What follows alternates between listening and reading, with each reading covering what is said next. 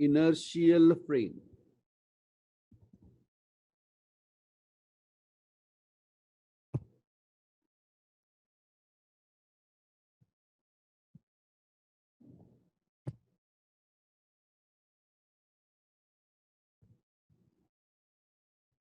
A body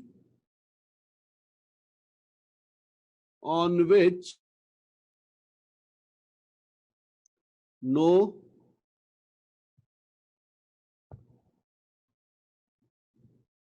force is acting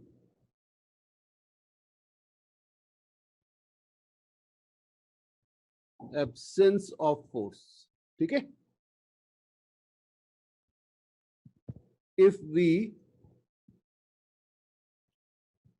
attach a frame means coordinate system, on such body,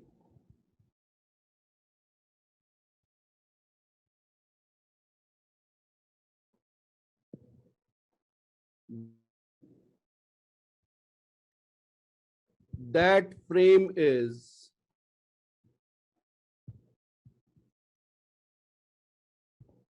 known as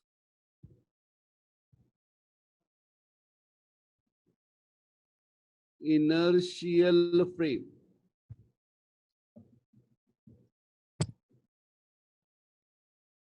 तो एक ऐसी body जिसमें net force के zero हो या कोई फोर्स ना लग रहा हो, उसमें अगर आप क्या लगा दें, किसी इनर्शियल फ्रेम को अटैच कर दें, या आप जो ऑब्जर्वर है वो अंदर चला जाए, then it is known as inertial frame.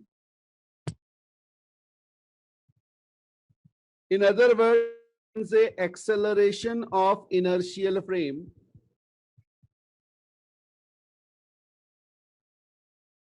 is zero.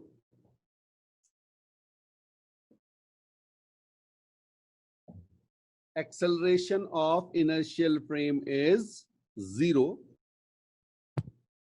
हाँ, एक इंपॉर्टेंट पॉइंट लिख लीजिए स्टार के साथ, आप अर्थ को treat earth as inertial frame. आप जितने भी क्वेश्चन करेंगे उसमें आप अर्थ को इनर्शियल फ्रेम लेंगे बेटा, बट रियलिटी यह है कि अर्थ इनर्शियल फ्रेम नहीं है. हाँ, ये आपको आगे जाके समझ में आएगा कि क्यों ऐसा हमें करना है. In reality it is not inertial frame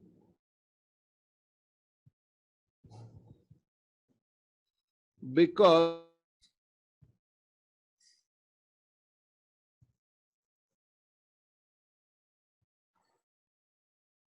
Earth is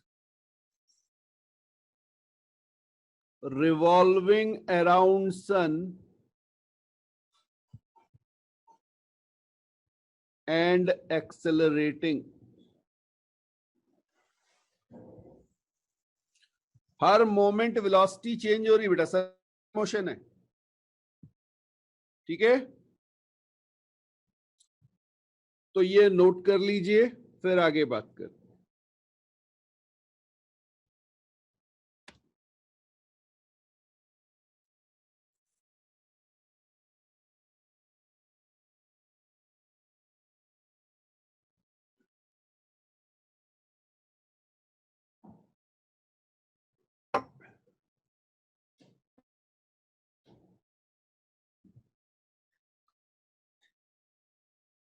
एक और इंपॉर्टेंट पॉइंट लिखिएगा,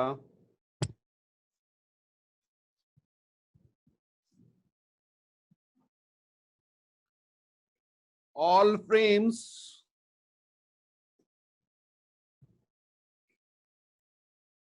moving with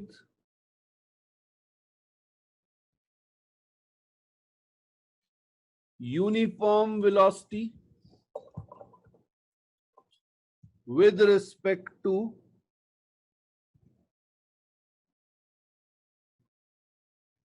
inertial frame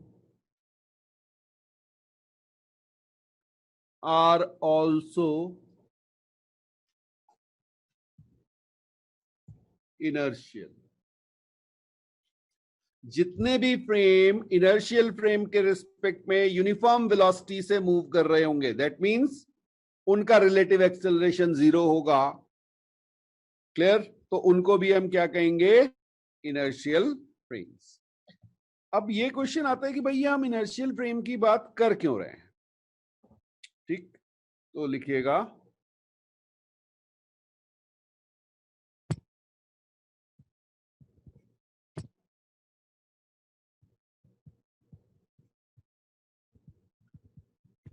Newton's laws are valid in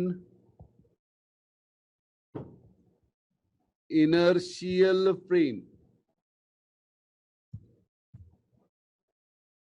ठीक है? हाँ. अब जिनके पास एक्सेलरेशन होगा उनको क्या कहेंगे? Non inertial. क्या कहेंगे बेटा? Non inertial frames. ठीक है? हाँ, ऐसे फ्रेम्स जो एक्सेलरेट होंगे. तो नॉन इनर्शियल फ्रेम्स में न्यूटन्स लॉ अगर आपको अप्लाई करना है तो चाहे तो लिख लीजिए, in non inertial frames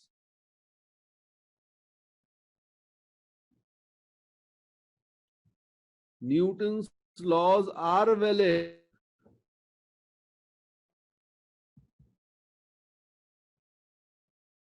by including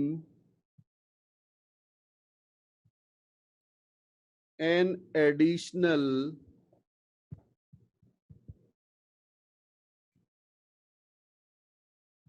pseudo force. Pseudo means imaginary बेटा. तो आपको एक इमेजिनरी फोर्स एज्यूम करना पड़ेगा, तभी न्यूटन्स लॉ वैलिड होंगे. इस चीज को पहले हम नॉर्मल इनर्शियल फ्रेम में क्वेश्चंस करेंगे, इसको बाद में सब चीजें एक साथ करेंगे तो बड़ा कंफ्यूजन हो जाएगा. तो पहले नॉर्मल इनर्शियल फ्रेम से देखेंगे, ग्राउंड से देखेंगे. अर्थ को हमने पहले ही मान लिया इनर्शियल फ्रेम. ठीक है? ग्राउंड से किसी क्वेश्चन को सॉल्व करने की कोशिश करेंगे, फिर बाद में जाएंगे नॉन इनर्शियल फ्रेम, क्योंकि कुछ क्वेश्चंस बेटा इनर्शियल फ्रेम से बहुत इजीली हो जाते हैं. तो वो जैसे जैसे आगे बढ़ेंगे उनको देखें, नोट कर लीजिए, फिर आगे बढ़ते हैं. और नोट हो जाए तो मुझे बता दीजिएगा.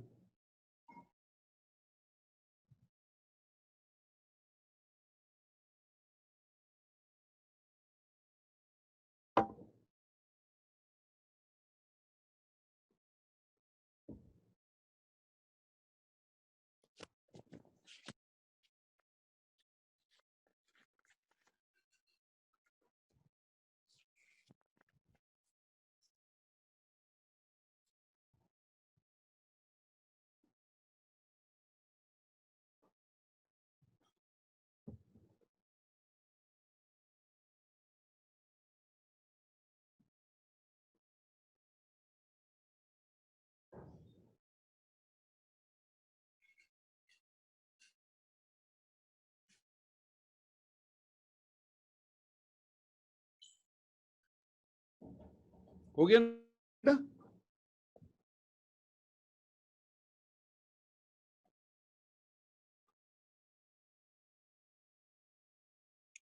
ओके.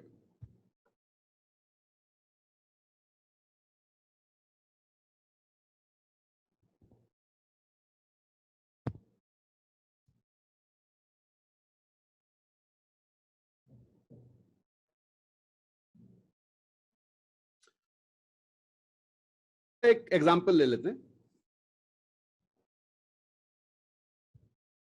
तो एक एग्जांपल से इसको समझने की कोशिश करते हैं.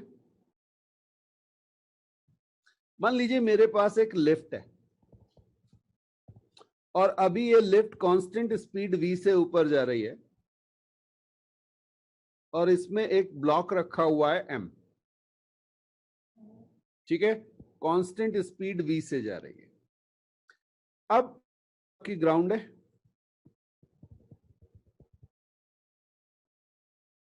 और ये एक पर्सन लिफ्ट के अंदर है, ठीक है। तो ये हम केस 1 देख रहे हैं और आपको पता है कांस्टेंट वेलोसिटी से कर रही है, इसलिए ये इनर्शियल फ्रेम है। कैसा फ्रेम है बेटा? Inertial frame. आप ए की बात करें या बी की बात करें, दोनों ही इनर्शियल है, ठीक है। हाँ, ग्राउंड तो हमने आपसे पहले ही कह दिया कि ग्राउंड को आपको क्या लेना है, इनर्शियल। अब अगर आप कहेंगे free body diagram according to A, according to A, हाँ जी, फ्री बॉडी डायग्राम बनाना है अकॉर्डिंग टू ए के, क्या कहेगा ये? कौन कौन से फोर्सेस लग रहे हैं? एक फोर्स लग रहा है mg और दूसरा फोर्स लग रहा है नॉर्मल। ये देखिए इस ब्लॉक पे ये जो ग्रीन कलर का बॉक्स आपको दिखाया है, केवल इसको ऑब्जर्व करना आप। ये क्या कहेगा, कितने फोर्स लग रहे हैं? एक वेट लग रहा है, एक नॉर्मल। हाँ, ऑब्जर्वर ये है बेटा, ऑब्जर्वर ए हैं।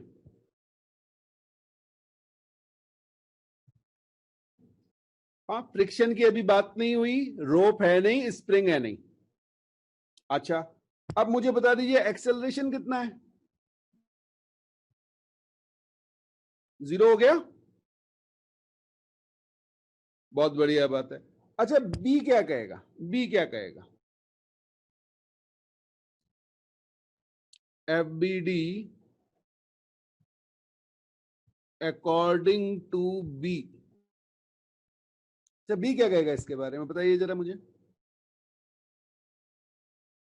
तो एक फोर्स लगेगा mg, एक लगेगा नॉर्मल, और साथ में ये भी कहेगा एक्सेलरेशन 0 है, ठीक है। देखिए यहां पर इन दोनों में कोई डिफरेंस आया, दोनों बिल्कुल सेम इंफॉर्मेशन दे रहे हैं ए एंड बी। ये समझ में आया बेटा आपको? फ्री बॉडी डायग्राम में कोई डिफरेंस आया ही नहीं, दोनों ने कहा mg और नॉर्मल लग रहे हैं और एक्सेल 0 है। ओके, इसको नोट कीजिए, फिर इसके बाद सेकंड केस ले रहे हैं। नोट हो जाए तो मुझे बता दीजिए।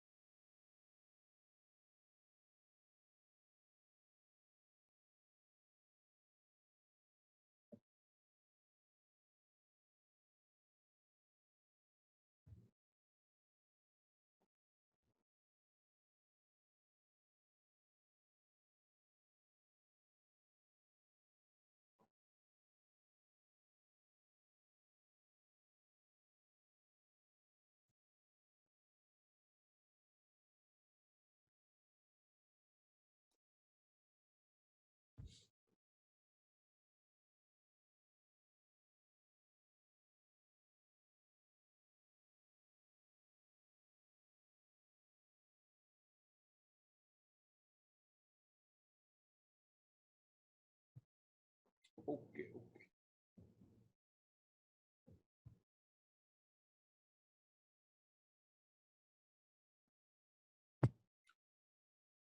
अब देखिए नोट हो गया ना बेटा सबका? रिमूव कर रहा हूं।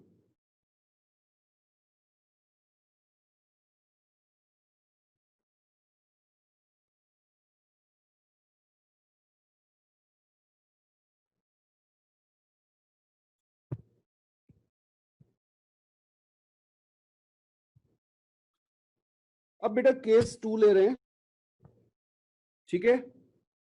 हाँ, अब की हमारे पास ये नॉन इनर्शियल फ्रेम बना देंगे और देख, अब की हमने इसे एक्सेलरेट करा दिया, लिफ्ट को एक्सेलरेट करा दिया अपवर्ड डायरेक्शन में देखते हैं जरा चेंज क्या आएगा। ठीक है, अब जरा सी ए के अकॉर्डिंग फ्री बॉडी डायग्राम बनाने की कोशिश कर रहे हैं। ए क्या कहेगा? पहला फोर्स वेट, फोर्स तो दिखेंगे ही ना बेटा, जहां पर कांटेक्ट है वहां पे नॉर्मल आएगा, वेट है, मास एम होगा ही होगा। ओके, साथ में ए कहेगा इसका एक्सेलरेशन ए अपवर्ड है। ये समझ में आया भाई? दो फोर्सेस और ए को क्या लगेगा?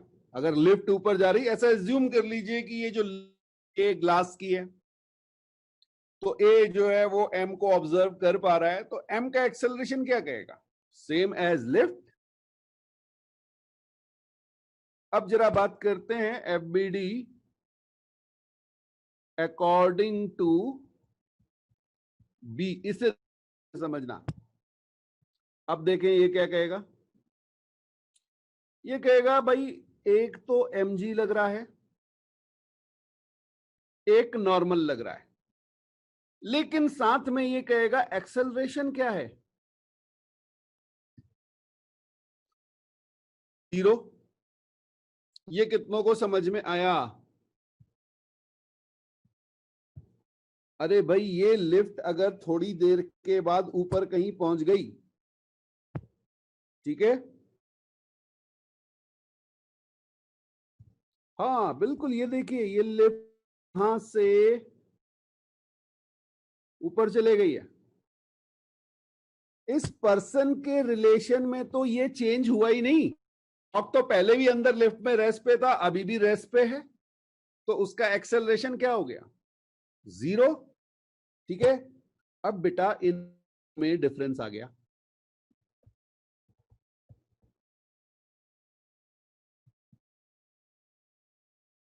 दोनों अलग कहने लग गए। ठीक है, तो यहां पर हमें ये लिखना है एन ए और ये लिखना है एन बी। भाई ये नॉर्मल किसने बताया? ए ने बताया। ये नॉर्मल किसने बताया? बी ने बताया। और दोनों में फर्क होगा बिकॉज पर एक्सेलरेशन है और यहां एक्सेलरेशन नहीं है। तो अब समझ में आया कि इनर्शियल और नॉन इनर्शियल में चीजें चेंज हो जाती। तो अगर आप केस 1 की बात करेंगे तो आप होगे N A dead force is equal to M A, और इस 2 के अकॉर्डिंग अगर आप कहेंगे न्यूटन्स लॉ लगाएंगे तो आप कहेंगे N B minus M G is equal to 0 ना। तो दोनों केसेस से जब आप देखेंगे तो आप कहेंगे भाई नॉर्मल की वैल्यू यहां से अलग आ रही, यहां से अलग। According to A normal is different, according to B normal is different, but that is not possible. भाई फोर्स इज इंडिपेंडेंट, इसको लिख लीजिए। Force is independent of frame. आप कहीं से भी देखें फोर्स हमें सेम रहेगा बेटा, ये ध्यान रखना। ऐसा नहीं कि लिफ्ट में चढ़ के देखेंगे तो फोर्स चेंज हो जाएगा। ठीक है, इसका मतलब क्या हुआ? इसका मतलब ये हुआ बेटा कि ये जो सेकंड केस है, ये दिख रहा है आपको? हाँ, ये मेरा कैसा था? नॉन इनर्शियल फ्रेम, और इसमें न्यूटन्स लॉ वैलिड नहीं होते तो ये इक्वेशन करेक्ट है ही नहीं। ठीक है, तो स्यूडो फोर्स वाली कहानी बाद में आएगी, अभी इतना नोट कीजिए।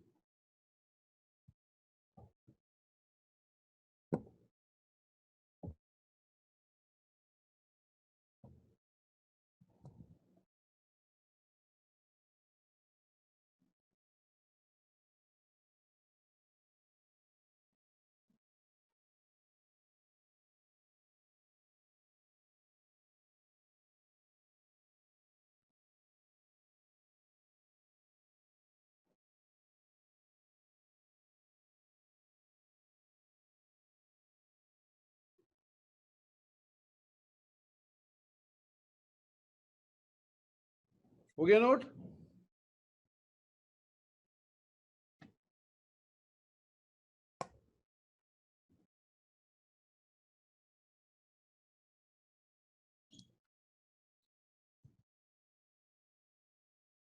ओके ओके, तो अब बेटा कुछ एग्जांपल्स देखते हैं न्यूटन सेकंड लॉ के। ये क्लास 9th में आपने किए होंगे इस टाइप के क्वेश्चंस, ठीक है? तो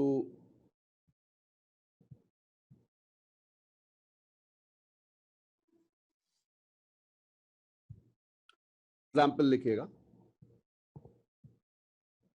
बिल्कुल क्लास 9th वाला, बिल्कुल बेसिक सा एग्जाम्पल है। A ball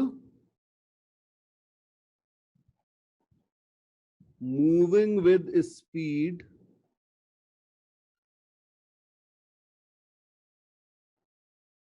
2 metre per second changes its speed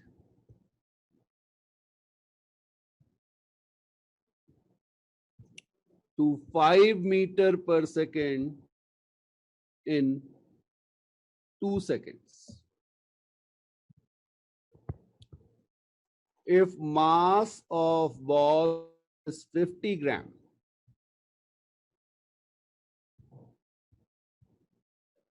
find force. ठीक है, बिल्कुल क्लास 9 का बेसिक सा एग्जांपल है, धीरे धीरे चेंज करते चलेंगे। ओके, तो आपको एम गिवन है हाँ जी, 50 बाय 1000 kg हो जाएगा। यू गिवन है 2 metre per second, we given है 5 मीटर पर सेकेंड। अब एक चीज का ध्यान रखिएगा बेटा, आपको यहां पर डायरेक्शन नहीं दी गई। जब डायरेक्शन नहीं दी गई तो आप क्या एज्यूम करेंगे कि ये सेम स्ट्रेट लाइन में मूव कर रही है। हमारा एजम्पशन हो जाएगा कि ये किस में मूव कर रही है, स्ट्रेट लाइन में, जब तक आपसे कहा ना जाए।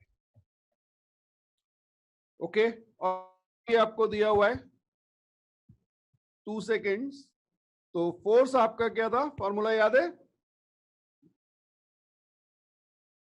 M V minus U upon T. बस पहले आंसर आ जाएगा, चेक कर लीजिए क्या आंसर आ रहा है।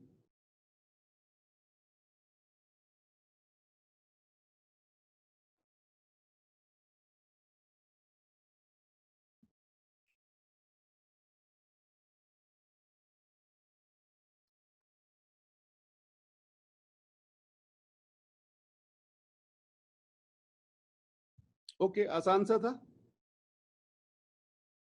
तो यहां पे आ गया बेटा 50/1000, ये आपका मास हो गया। v माइनस यू आप देखेंगे 3 आ जाएगा, और टाइम आप देखेंगे 2 सेकेंड यहां पे रख देंगे। ओके, ये आपका कैंसिल हो गया, तो ये आपका 3/40 न्यूटन आपका आंसर आ गया। ठीक है, सभी का आ गया, इसमें कोई मुश्किल नहीं। अब थोड़ा सा इसको चेंज कर देते हैं। ठीक, ओके, बहुत ध्यान से चलिए, मैं यहां पे आपको दिखा देता हूं। ये हमारे पास एक वॉल है और ये एक बॉल। Clear? This ball is moving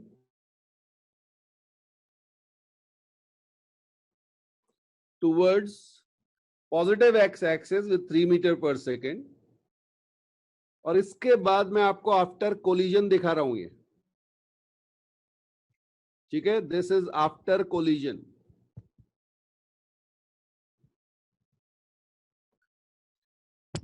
This one is coming back with 2 meter per second. Again, mass is 50 gram. Time of contact 0.1 second. Ball के साथ जो कांटेक्ट टाइम दिया है वो दिया है 0.1 second. Find force.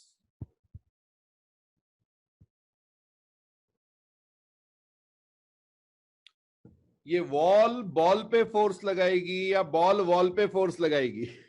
Okay, find force on the ball by the wall. ठीक, अब ध्यान रखिएगा, जब भी आपको इस तरह का क्वेश्चन मिलेगा तो आपकी जो डेफिनेशन होगी या फॉर्मूले में स्लाइड चेंज आ जाएगा। M vector V minus vector U upon T है बेटा, अभी भी 1D मोशन, बट अब डायरेक्शन चेंज हो गई है। बॉल अगर इस लाइन पे जा रही थी तो इसी लाइन पे वापस आएगी, है 1D मोशन। समझ में आया? तो डायरेक्शन का खास ख्याल रखें और जल्दी से आंसर निकाल के बताएं।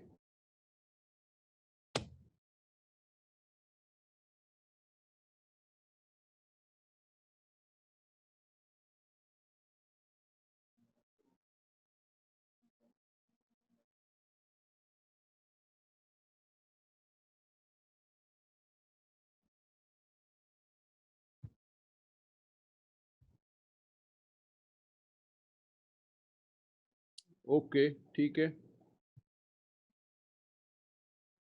ठीक है दरबारा, ठीक है।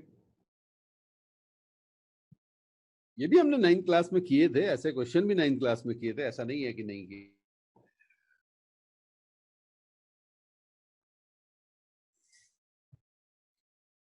यस उत्कर्ष, ठीक है।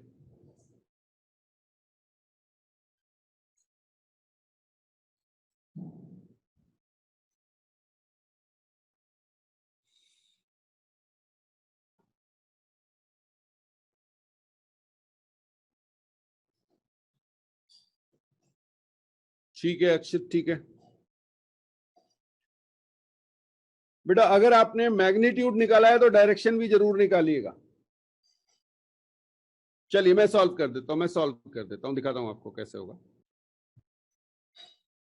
ओके, इस क्वेश्चन में अगर आप देखेंगे बेटा तो आपको मास गिवन है। सबसे पहले आपने मास लिख लिया 50/1000 kg। ओके, अब आप u लिखेंगे, वेक्टर u। वेक्टर u जो है उसमें आपको यहां डायरेक्शन दिखा दी, आपकी डायरेक्शन है आई कैप। क्लियर? तो u आपका हो गया 3i कैप और वेक्टर v फाइनल वेलोसिटी आपकी आ गई -2i कैप। ये समझ में आ गया बेटा? और टाइम आपको गिवन है, टाइम कितना दिया हुआ? 0.1 सेकेंड। अब आपका जो फोर्स आएगा that is 50/1000 into -2i cap -3i cap over 0.1। ये क्लियर है? ओके, कैंसिल कर देते हैं। तो ये आपका -25i कैप बाय 10 आ जाएगा और आप इसे डायरेक्टली लिख सकते हैं -2.5i कैप और आपकी यूनिट न्यूटन में आ जाएगी।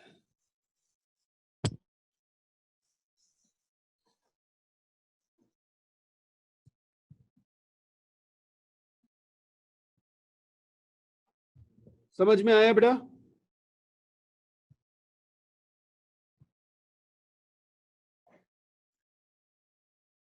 आई कैप इज डायरेक्शन। अगर आपने पुराने लेक्चर्स अटेंड नहीं किए प्लीज कर लीजिए, वेक्टर के बिना आप फोर्स नहीं समझ पाएंगे।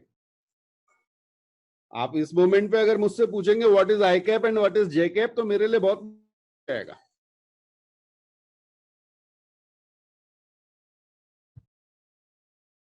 बेटा वो 0.15 नहीं है, दैट इज 0.1 सेकेंड। ये सेकेंड है, यूनिट भी लिखनी पड़ेगी ना।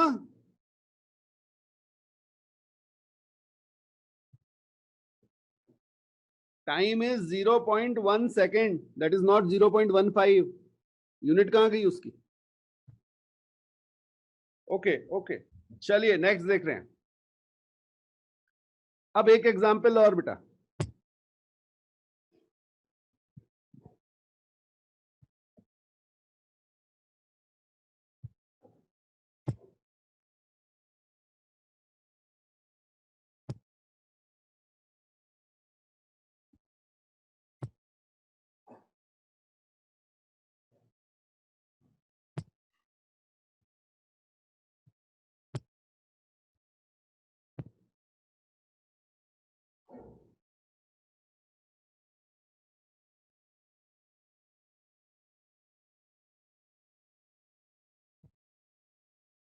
नेक्स्ट क्वेश्चन में बेटा आपकी बॉल जो है वो आपको इस तरह से कुछ दिखाया गया, ये थीटा है, इसका मास m है, ये u स्पीड से गई इधर, ओके, और फिर सेम एंगल पे आपकी वापस आ गई।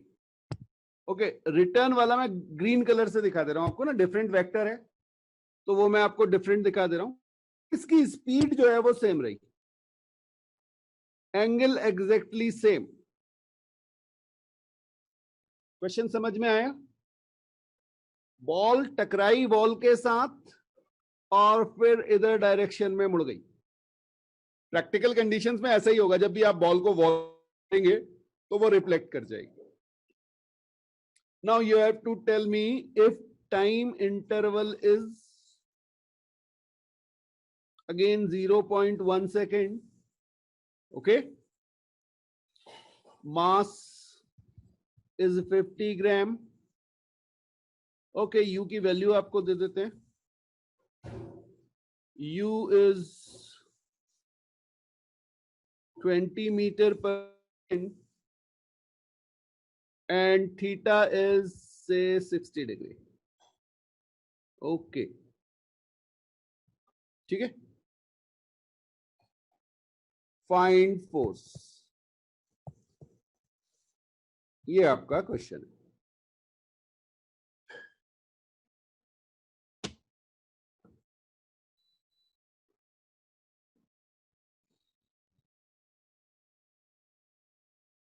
प्लीज यहां पर एक चीज का ध्यान दीजिएगा बेटा, ये जो u लिखा है ना मैंने, हाँ, ये एक सिंबल है, ये डायरेक्शन नहीं है, डायरेक्शन अलग है इसलिए वेलोसिटी अलग अलग हो जाएगी। तो इनिशियल वेलोसिटी और फाइनल वेलोसिटी में डिफरेंस है, मैं अभी भी सेम है, बस आपका 1D नहीं रहा आप चीजें, अब ये 2D हो चुका है। क्लियर?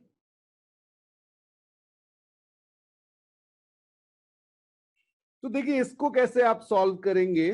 फॉर्मूला अभी भी आपको वही लिखना है, m is equal to m v minus u upon t, okay. m आपको पता है, t आपको पता है, इसमें कोई मुश्किल नहीं है। अब आपको जो पता लगाना है वो आपकी है वेलोसिटी फाइनल एंड इनिशियल।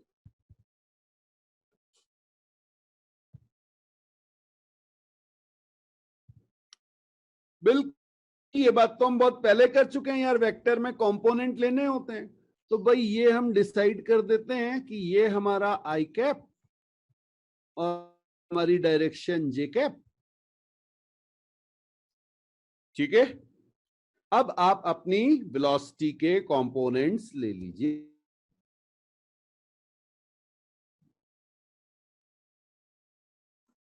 हाँ जी, इस वेलोसिटी को आप कहेंगे वेक्टर और इसको आप कहेंगे वेक्टर वी। ध्यान रखिएगा, ग्रीन वाली जो है वो वेक्टर वी है और रेड वाली वेक्टर यू है। इनिशियली तो रेड कलर से जा,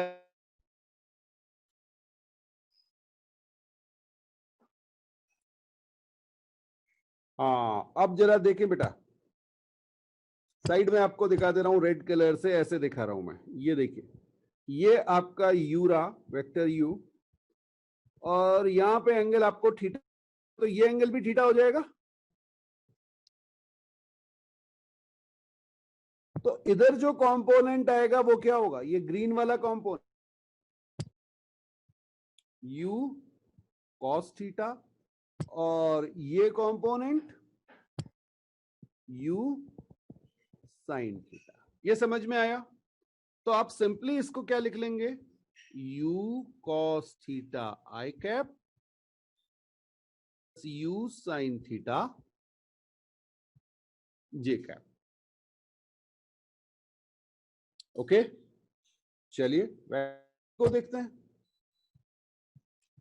ये हमारा वेक्टर v था, ये एंगल थीटा था। जरा कलर चेंज कर लें कुछ। ये कंपोनेंट,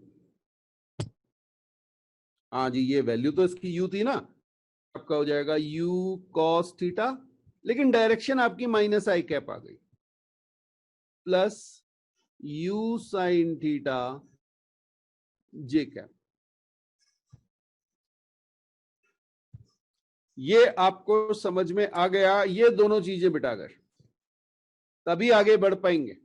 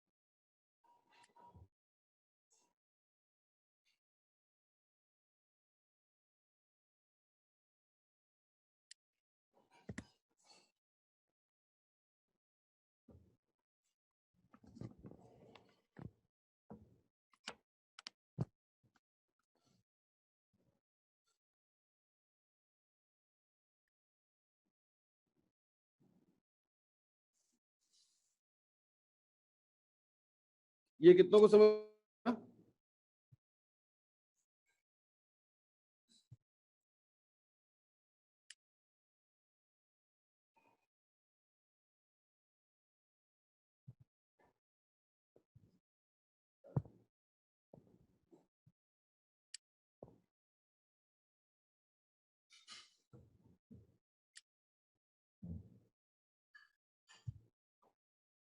ओके बेटा, अगर आपके पास कोई वेक्टर इस तरह से है तो ये किस क्वाड्रेंट का वेक्टर है?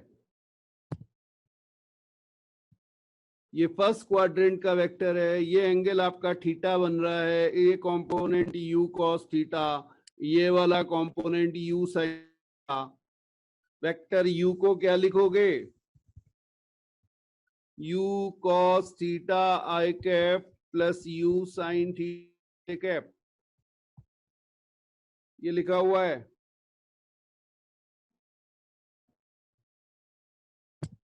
अब दूसरा वेक्टर ऐसे दिया हुआ है आपको, इसका मैग्नीट्यूड u है और ये एंगल थीटा है। इसके दो कंपोनेंट, एक इधर और एक इधर। ये वाला कंपोनेंट u cos थीटा और ऊपर वाला कंपोनेंट u sin थीटा। ये सब बेटा हम काइनेमेटिक्स में भी कर चुके हैं।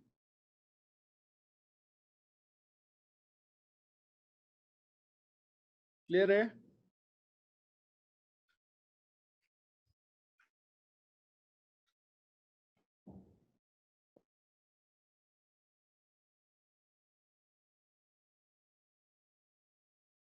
हाँ, आंसर अभी निकाल लेते बेटा। आंसर पहले तो ये जिनको नहीं समझ में आ रहा उनको क्लियर हो जाए ना। अगर आपको ये समझ में आ जाता है फिर तो आपको खाली वैल्यू पुट करनी है। ठीक है, ओके ओके। तो बस अब आपको वैल्यू रखनी है f is equal to 50/1000 v minus U. अब अगर आप देखेंगे बेटा तो ये आपका हो जाएगा -2u cos थीटा। ये समझ में आया? -2u cos theta, v minus u check करो, इसमें से इसको माइनस करो, वेक्टर v माइनस यू, ये कैंसिल हो जाएंगे, यहां पे आ जाएगा -u cos theta I cap minus u cos theta I cap, और वाला आपको दिया हुआ है कितना? 0.1 दिया था शायद। ओके,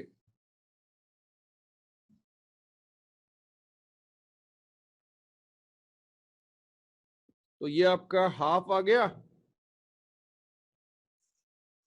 ये आपका आ गया माइनस साइन 2, u की वैल्यू कितनी है 20, और साथ में cos t।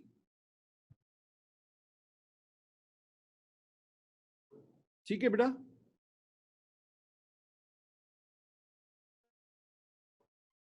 और डायरेक्शन आपकी आई कैप।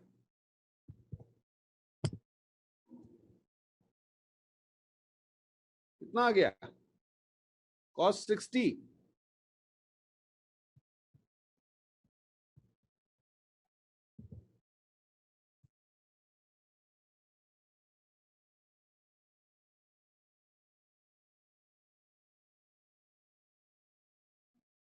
हाँ जी, क्लियर है?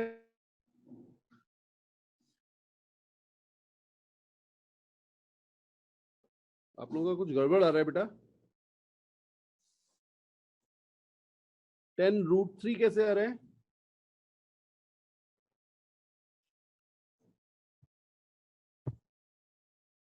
एक बार फिर से बता दे रहा हूं, चलिए फिर से बता दे रहा हूं। वैल्यू रखनी बेटा, और कुछ नहीं करना है आपको। फिर से देख लीजिए। ओके, हम कहेंगे F is equal to m v minus U upon t। ठीक है, m कितना? m था 50/1000। v कितना था? या v माइनस यू हमने निकाल लिया है, तो v माइनस यू हम लिख लेंगे 2u cos theta I cap upon time जो है वो 0.1 सेकेंड। इसको बेटा आपको सॉल्व करना है, 0 से 0 कैंसिल कर देते हैं। ठीक है, तो ये आपका आ जाएगा हाफ इंटू -2, यू की वैल्यू डालिए, यू की वैल्यू आपकी 20 थी, और इंटू हाफ, ये cos 60 हो जाएगा बेटा, cos 60 हाफ है आई कैप। ठीक है, तो यहां से आपका -10 आई कैप न्यूटन, ये आंसर आ गया।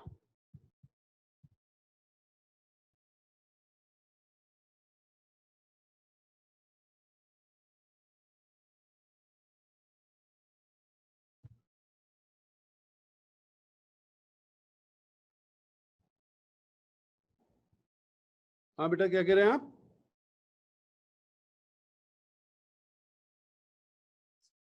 नहीं, देखो देखो,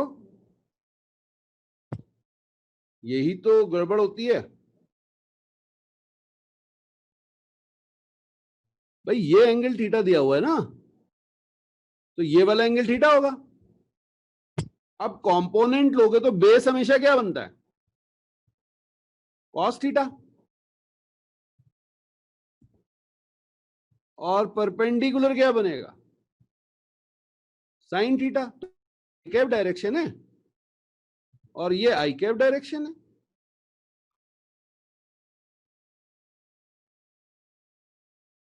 कॉस थीटा जे कैप में कहां से आ रहा है? चलिए, ठीक है। अब बेटा ये की ट्रिक बता देता हूं, ये तो अभी क्योंकि दिमाग को हिलाना था, जिसे याद रहे बेटा। दिमाग को हिलाने का पर्पस ये होता है कि याद रहे कि हाँ यहां पे गड़बड़ हो। अब देखिए ये कितना आसान हो जाएगा, अभी आपको बता अब इसे जनरलाइज कर देते हैं।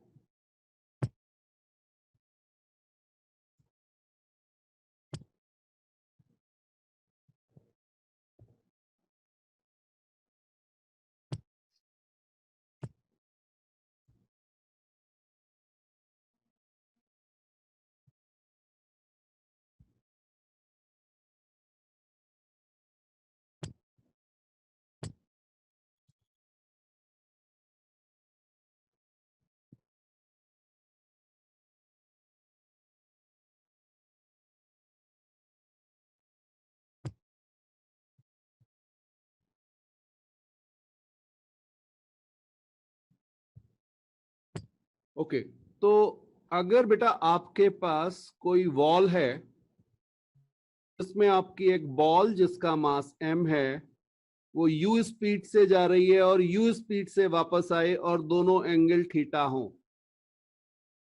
क्लियर? तो इसको सिंपल वे में याद करेंगे। आपका वेक्टर v हो जाएगा u cos थीटा। ये बेटा वेक्टर v यहां पे लिख रहा हूं, ये वेक्टर v है फाइनल ना, आफ्टर कोलिजन, और इनिशियल वेक्टर u है। तो ये आपका हो जाएगा u cos theta minus i cap plus u sine theta J cap, और यहां पे आपका वेक्टर u आ जाएगा u cos theta I cap plus u sine theta J cap. ठीक है, change in momentum delta p, change in momentum हो जाएगा बेटा -2mu cos theta I cap. याद कर लो, अब तो समझ में भी आ गया होगा। v माइनस यू करोगे, ठीक है, तो v माइनस यू आपको क्या देगा? v माइनस यू आपको हमेशा देगा -2u cos theta I cap, और फोर्स आपका हो जाएगा -2mu cos theta upon time, that is my force.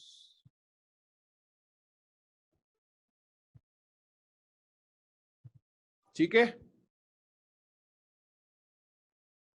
तो ये कॉन्सेप्ट अभी 2 years बैक नीट में ये क्वेश्चन आया था। बॉल का मास दिया हुआ था, स्पीड दी हुई थी, एंगल थीटा दिया हुआ था। एनसीईआरटी सॉल्व एग्जांपल है। तो इस तरह के क्वेश्चंस कॉम्पिटिशंस में आपको स्ट्रेट मिलते हैं।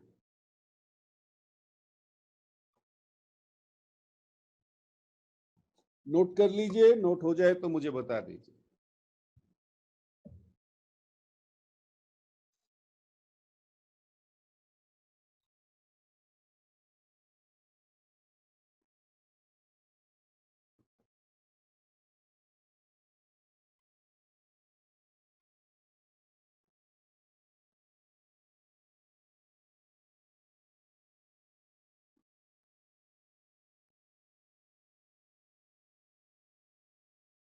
हो गया?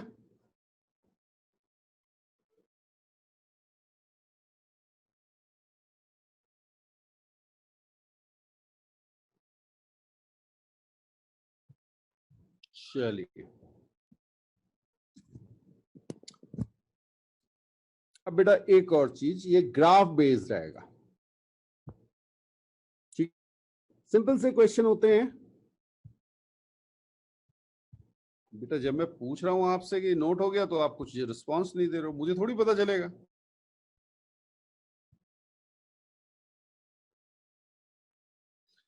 यही तो आपसे पूछ रहा था, नोट हो गया नहीं हो गया।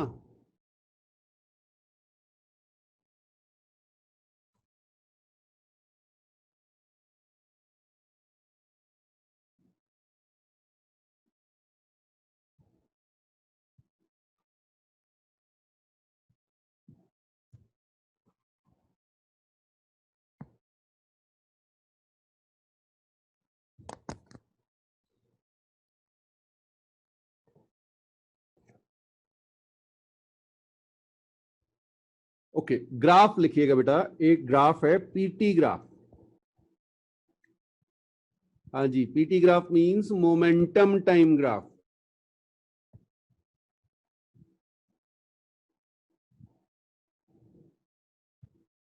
ओके, तो मोमेंटम टाइम ग्राफ हम साइड में जरा बना लेते हैं। एक यहां पर हमारे पास मोमेंटम हमें दिया हुआ है। ओके, वाई एक्सिस पे मोमेंटम और इधर टाइम। Momentum time graph.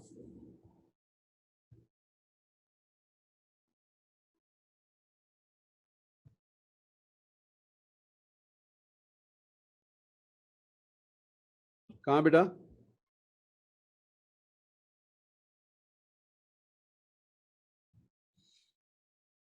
अक्षित, कहां दोनों में नेगेटिव?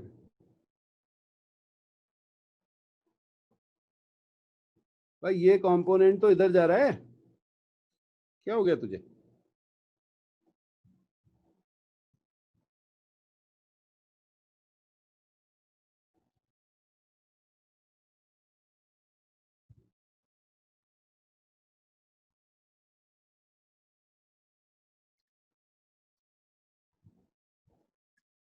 हाँ जी,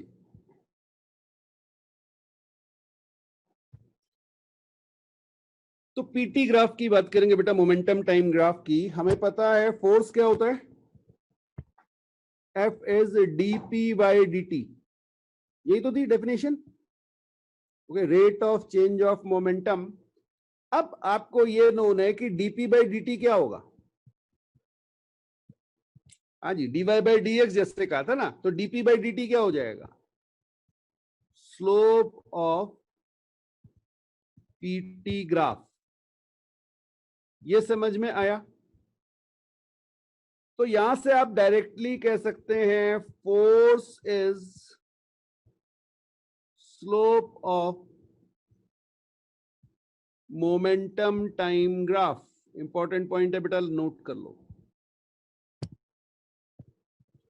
पीटी ग्राफ अगर दिया हुआ है तो सिंपली आपको स्लोप निकालना है, आपको आंसर मिल जाएगा।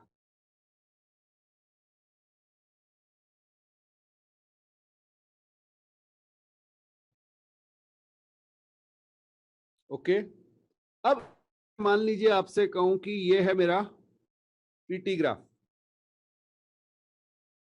एक पीटी ग्राफ मैंने आपको दिया हुआ है बेटा, आपको मुझे बताना है फोर्स कैसा है।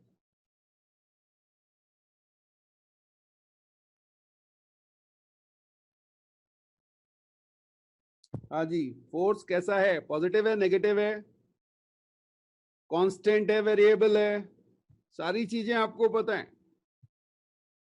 जब आप इसकी बात करेंगे तो आपकी स्लोप कैसी होगी बेटा, slope is positive and constant, change नहीं हो रही है, स्लोप एंगल सेम है। तो आपका जो फोर्स है भाई, स्लोप क्या हो गया, फोर्स, तो फोर्स भी कैसा होगा, force is positive and constant. तो वो जो बेसिक मैथ्स में टाइम दिया था बेटा स्लोप पे, उसका बेनिफिट अब मिलने लग गया। तो अगर आपको चीजें क्लियर हैं तो फिर रिलेट करना बहुत आसान हो जाता है।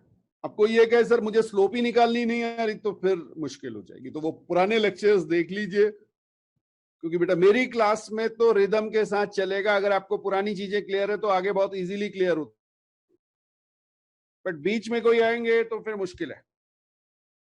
हाँ, आप उन लेक्चर्स को देख के आइए, फिर कोई मुश्किल नहीं हो। थोड़ा यहाँ पे बता सकता हूं, बट कोई ये सोचे कि मैं पूरा लेक्चर रिपीट कर दूंगा पुराना, दैट इज नॉट पॉसिबल। ठीक है, ओके।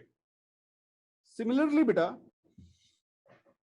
यहीं पे देखिएगा, एक चीज और आपको दिखा दे रहा हूं।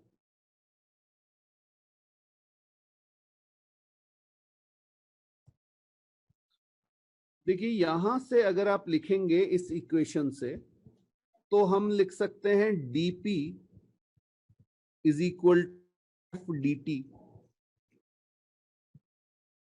ठीक है, small change in momentum is force multiplied by time interval. इसको ऐसे भी लिखा जाता है, delta p is equal to delta T if F is constant.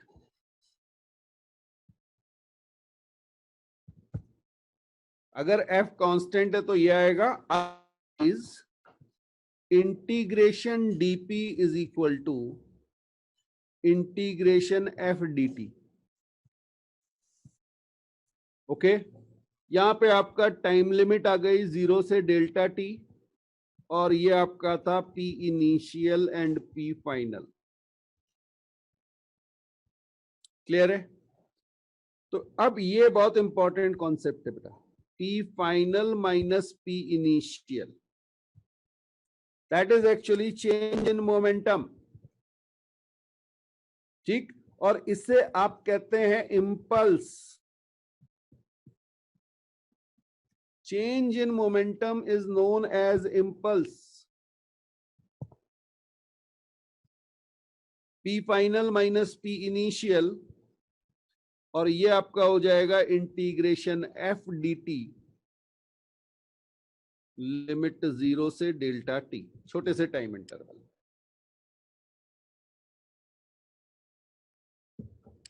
Note कीजिए बेटा, एक टर्म आ गया इंपल्स।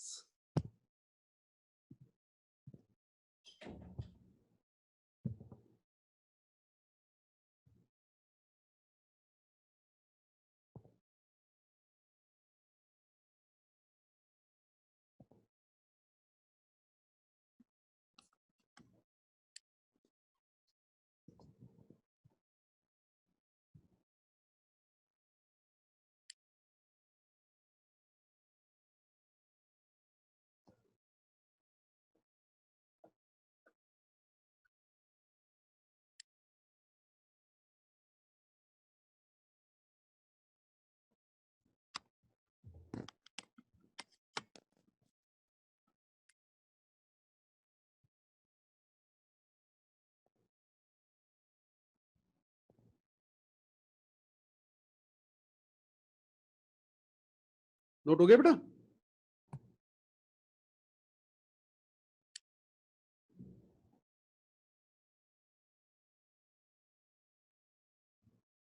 ओके, आपको स्क्रीन बेटा सबको विजिबल है ना? क्योंकि मेरे एंड पे शायद कुछ मेरा कैमरा जो है वो फ्लिकर कर रहा है, तो आपको हो सकता है मेरी शक्ल ना दिखे, बट आपको स्क्रीन पूरी दिखनी चाहिए। आवाज पूरी आ रही है?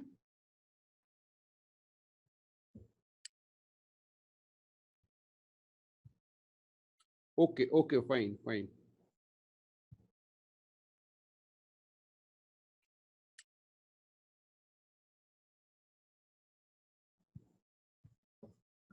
अब बेटा अगर आपको याद हो तो हमने कहा था इंटीग्रेशन वाई डी एक्स, है ना? इंटीग्रेशन वाई डी एक्स क्या होता था? Area of X Y curve. Okay, तो यहां पर अगर आप इंपल्स की बात करेंगे, बहुत क्वेश्चन मिलते हैं इस पे कंपटीशन में। इंपल्स की अगर आप बात बेटा, तो वो हमेशा आपको कहां से मिलेगा? एफ टी ग्राफ से। कौन सा graph? F, force time graph.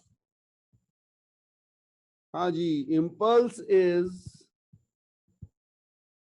Area of force time graph.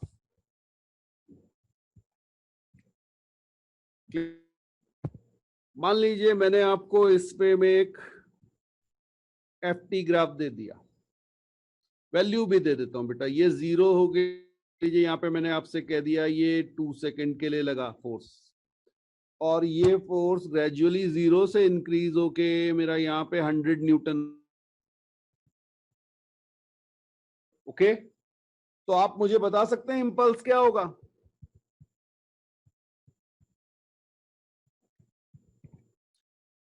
Impulse is basically change in momentum. तो इंपल्स कितना हो जाएगा? एरिया बेटा, area of F T graph. ये जो एरिया आपको दिख रहा है, ये पूरा एरिया आपका हो जाएगा, या आप इसे कह सकते हैं चेंज इन मोमेंटम।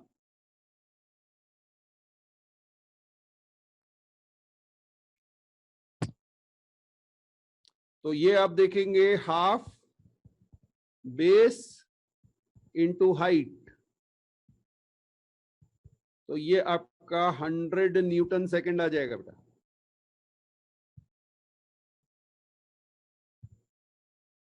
क्लियर? तो बहुत कॉन्सेप्ट है impulse that is also change in momentum.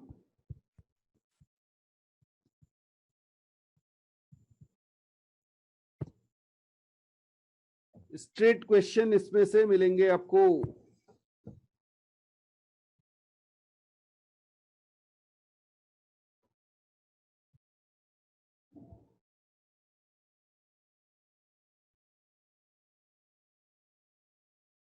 Delta P is basically change ना बेटा, डेल्टा इज चेंज।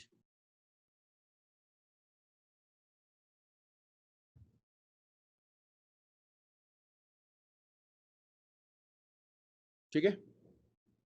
हाँ, एक चीज वैसे बता देता हूं आपको कि इंपल्स क्या होता है।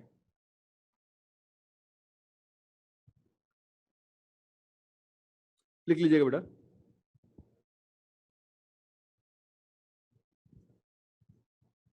Generally impulse is used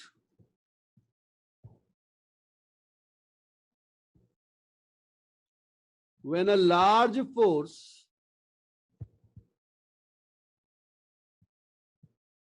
acts for a very small time interval।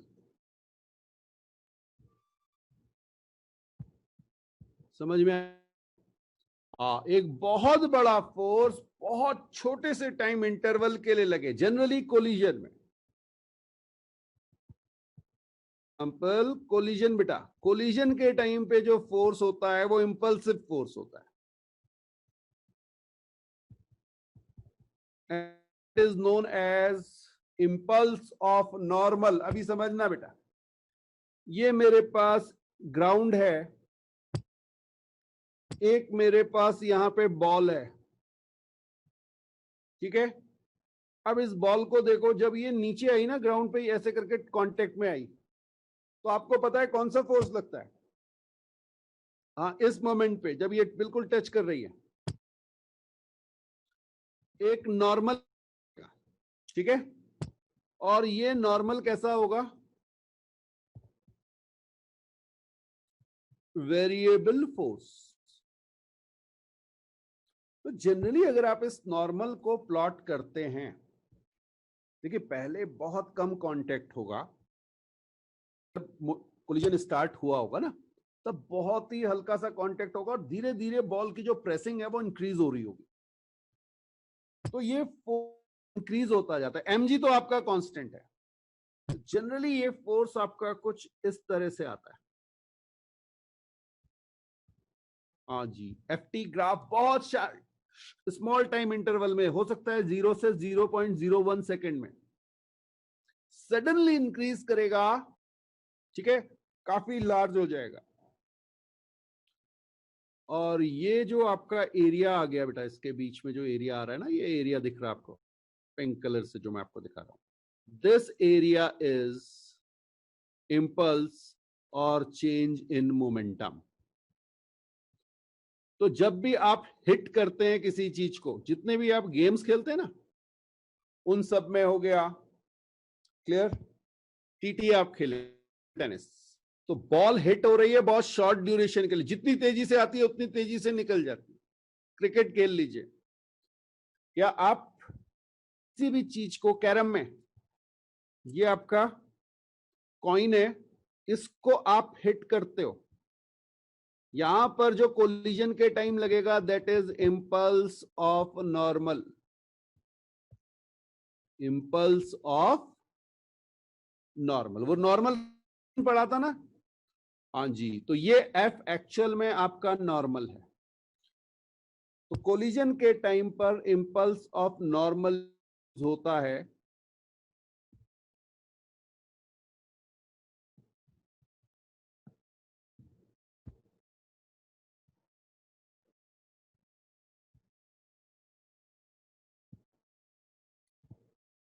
तो इसको नोट कर लीजिए बेटा। ये एक इंपॉर्टेंट कॉन्सेप्ट है, बहुत क्वेश्चंस इसमें से मिलते हैं और इजी होते हैं, बस आपको एरिया करना होता है। बट अभी ये सब इंट्रो है बेटा, ये सारी चीजें जब हम आगे जाएंगे ना तब ये क्लब होंगी, अभी तो सिर्फ शुरुआत हुई है। तो फोर्स पढ़ेंगे, फोर्स में हमने इंपल्स पढ़ लिया, चेंज इन मोमेंटम पढ़ लिया, जब वर्क पावर एनर्जी पढ़ रहे होंगे तब इनका यूज आ रहा हो, जब रोटेशन पढ़ रहे होंगे तब इनका यूज आ रहा होगा, जब अप्लाई करेंगे। अभी तो बेसिक्स समझ रहे हैं, नोट हो जाए तो मुझे बता दीजिएगा।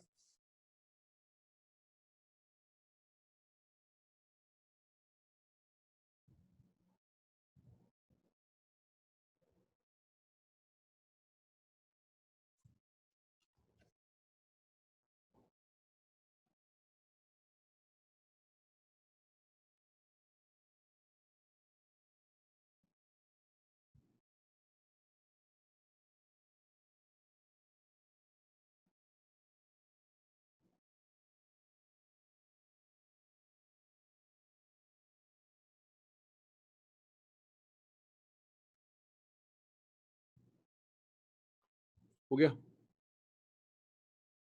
Good good good.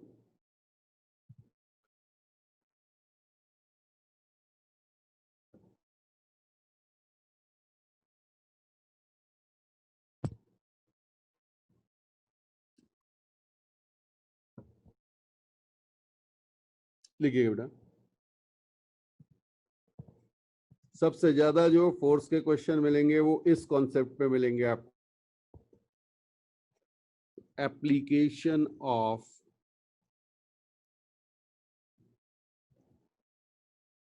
Newton's laws, और जनरली सेकेंड लॉ की बात होती है। में फर्स्ट और थर्ड लॉ सेकेंड लॉ से ही डिराइव हो जाते हैं, तो जो मेन लॉ है वो सेकेंड लॉ है।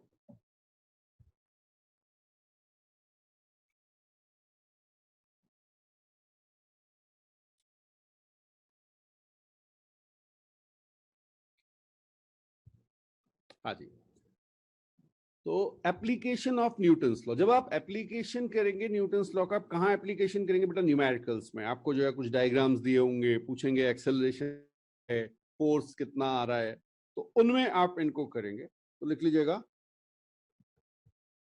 Steps to solve numerical.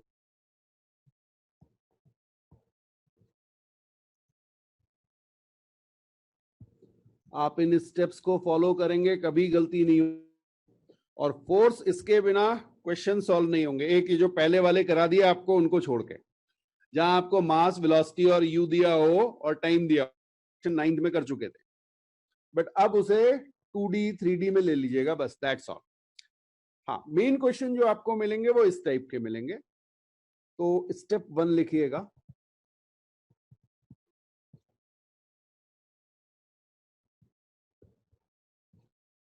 Make NEET sketch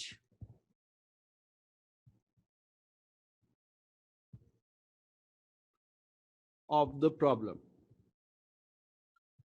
हाँ, जैसे हम इंक्लाइन प्लेन में ब्लॉक रखा है, ये सब बनाते हैं, कई बार क्वेश्चन में दिया हुआ होगा, कई बार वर्ड्स में प्रॉब्लम होगी, तो आपको स्केच बनाना पड़ेगा। स्केच के आप उसे सॉल्व नहीं कर पाएंगे। स्टेप 2 लिखिएगा,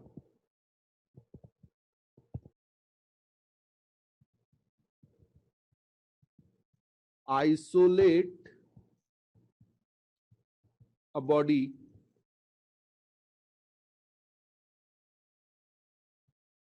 and draw its free body diagram, FBD.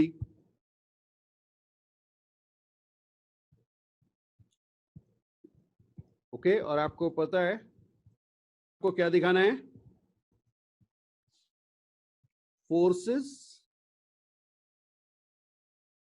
And acceleration,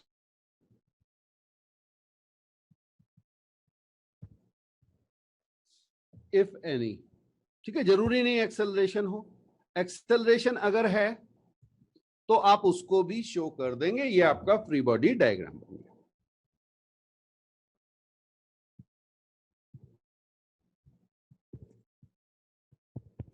Step 3,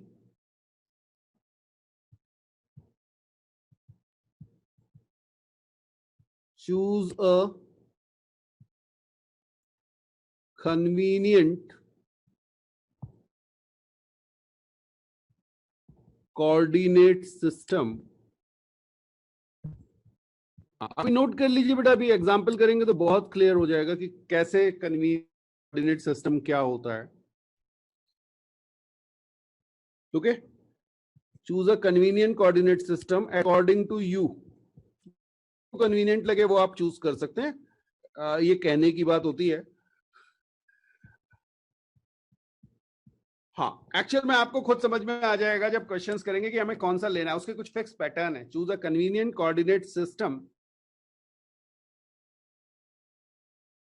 and resolve your forces along x, y and axis. Generally 3 होंगे नहीं, मैंने तीनों लिख दिए हैं, आपके पास x और y ही होंगे. ठीक है, बट 3D में अगर है तो मैं x, y, z दे रहा हूं. अच्छा, यहीं पर एक इंपॉर्टेंट पॉइंट लिख लीजिएगा.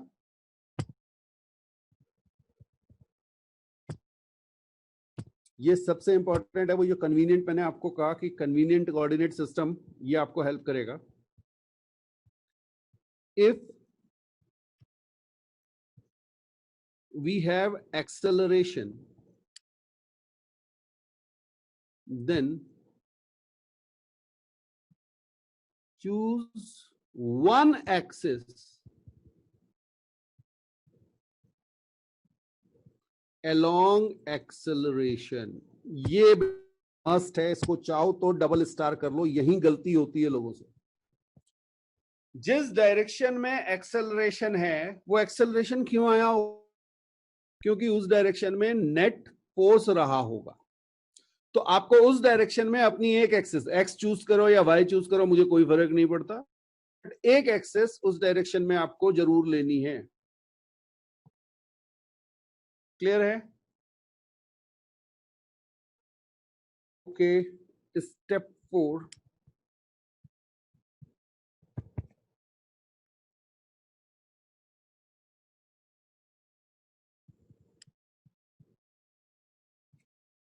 apply Newton's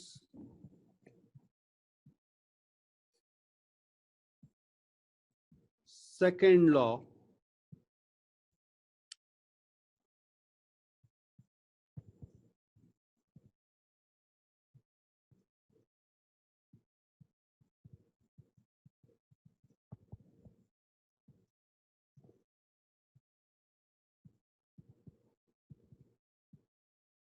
एक्चुअल में हम ये सब 9th में करते आए हैं.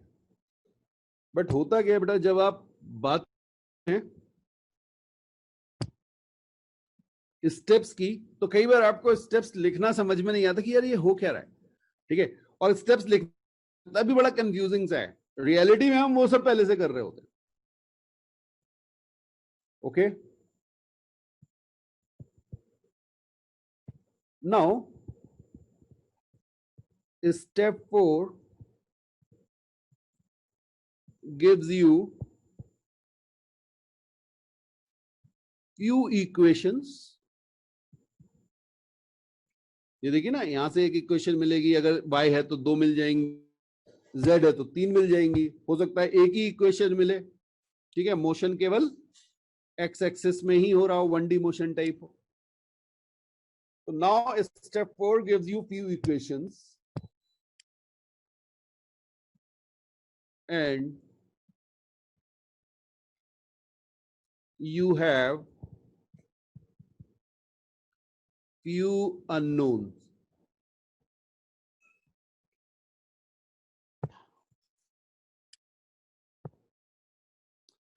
आपके पास बेटा कुछ इक्वेशंस होंगी और कुछ अननोन होंगे. If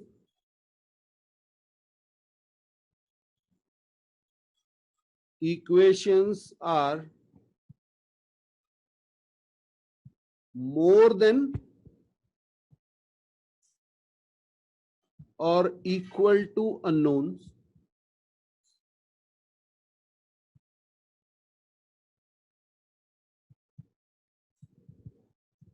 solve it,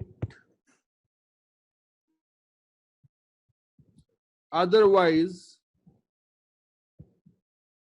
go to step 2,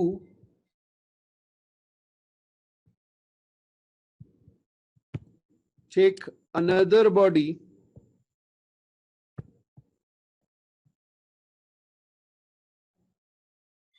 and repeat. Okay, ये आपने जैसे कंप्यूटर वगैरह में लूप बनाते ना, हाँ उस तरह की चीज बन गई है।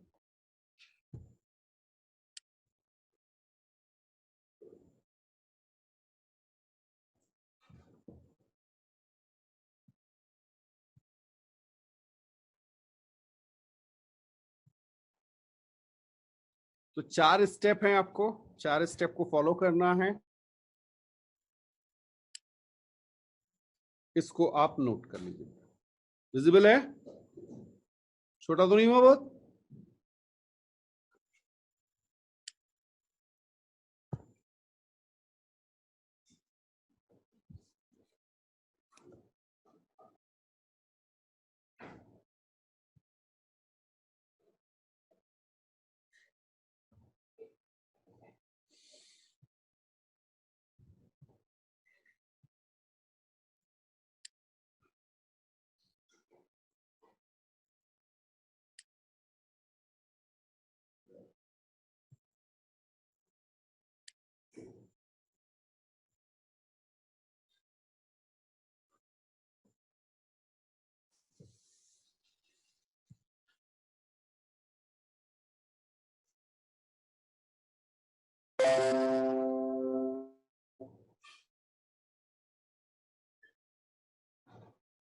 चले आगे।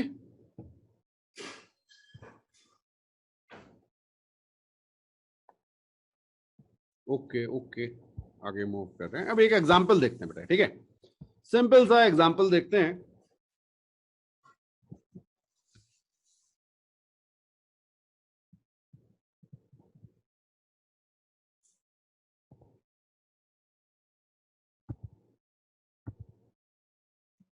बहुत ही आसान सा एग्जांपल है।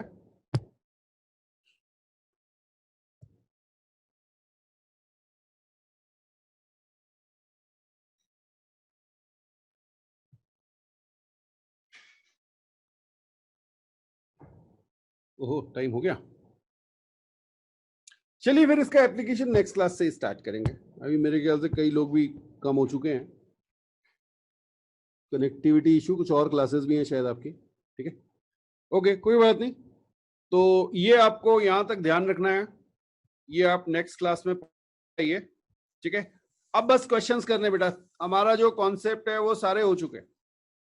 अब सिर्फ एप्लीकेशन बचा है और क्वेश्चंस में क्या करना है यही देखना है।